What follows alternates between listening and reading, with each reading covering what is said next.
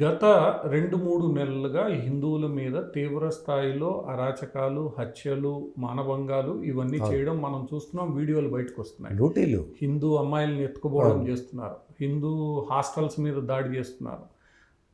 నిన్నటి వరకు ఫ్రెండ్‌షిప్‌తో ఉన్న హిందూ, ముస్లిం అమ్మాయిలు ఈరోజు ముస్లిం అమ్మాయిలు, హిందూ అమ్మాయిల్ని అవమానపరిచే రీతిగా ప్రయత్నిస్తున్నారు. వీడియోలొస్తున్నాయి.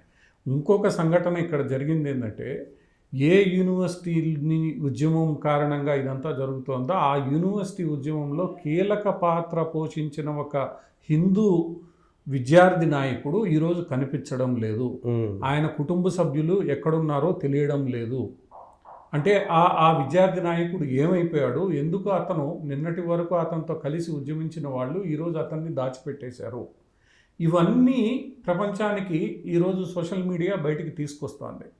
ఏ రోజు కూడా హిందువుల మీద జరిగే అకృత్యాలని మాట్లాడని మీడియా ఈరోజు ఫోర్సుబుల్గా, ఇటు మన దేశంలో హిందూ పత్రిక కానీ, అటు బీబీసీ కానీ, ఇవన్నీ కూడా తప్పనిసరే కొంత మాట్లాడాల్సిన పరిస్థితి ఏర్పడింది. ఐక్యరాజ్య సమితి కూడా ఈరోజు స్పందించాల్సిన పరిస్థితి ఏర్పడింది.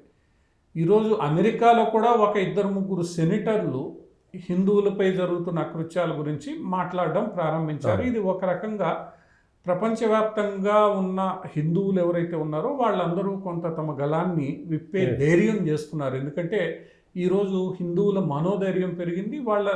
వాళ్ళ యొక్క సంఖ్య లేదా వాళ్ళ యొక్క ప్రాబల్యం పెరిగింది. ఆ నేపథ్యంలోనే హిందువుల మీద జరుగుతున్న దాడులు ఇంకా తట్టుకోలేని పరిస్థితుల్లో బంగ్లాదేశ్ హిందువుల ముందు ఇప్పుడు రెండే ఉన్నాయి. ఒకటి తిరగబడ్డం, రెండోది ఆ దేశాన్ని వదిలి వెళ్ళడం. దేశాన్ని వదిలి వెళ్ళడం అనేది ఇండియా అంత ఈజీగా యాక్సెప్ట్ చేయదు. 18% హిందూ బంగ్లాదేశ్లో కనీసం 5% వచ్చినా తట్టుకోలేని పరిస్థితి భారతదేశం ఉంది. వాళ్ళని ఏం చేయాలి, ఎక్కడ పెట్టాలి అనేది తెలియదాకా ఏం చేసే పరిస్థితి లేదు. అటువంటి పరిస్థితుల్లో ఈరోజు వాళ్ళు తప్పనిసరి మమ్మల్ని కాపాడండి అని రోడ్డు మీదకి ఎక్కాల్సిన పరిస్థితి. రోడ్డు మీద వచ్చారు. మేము కూడా బలమైన సంఖ్యలో ఉన్నామని.